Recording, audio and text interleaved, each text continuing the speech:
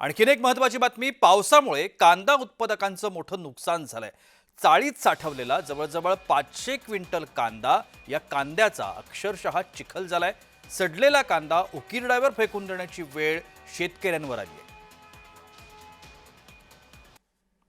दरम्यान याच कांदा उत्पादक शेतकऱ्यांसोबत बातचीत केली आहे आमचे येवल्याचे प्रतिनिधी नरेंद्र बटाव यांनी।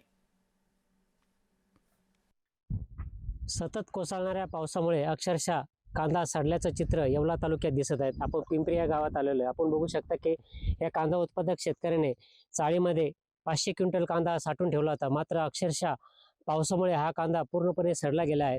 आपल्यासोबत हेच कांदा उत्पादक शेतकरी, काय सांगाल की तुम्ही काय चाळीत कांदा साठवला होता, सडला तो? मी अगदी मेहनतीने 5 एकरामध्ये 500 क्विंटल कांदा लावला होता, की मला वाटत होतं कुठेतरी 2 पैसे मिळतील या कांद्याचे आपल्याला. परंतु ते असं न होता माझा सर्वच कांदा सततच्या चाललेल्या रिपरिप पावसामुळे अगदी सर्वच कांदा मी उकिरड्यावर फेकल्यात जमा झाला आणि मला कुठेच ₹1 मिळेल या कांद्यातून अशी अपेक्षा राहिली नाही. सरकारच्या चुकीच्या धोरणामुळे आयात निर्यातीचं जे काही धोरण असेल कांद्याबद्दल, तर ते सरकारने कुठेतरी त्याच्यात बदल केला पाहिजे का जेणेकरून शेतकरी वाचेल आणि शेतकऱ्याला कुठेतरी 2 पैसे मिळतील ही अपेक्षा ठेवून शेतकरी कांदा लावतो, तर याकडे सरकारने खास करून लक्ष दिलं गेलं पाहिजे.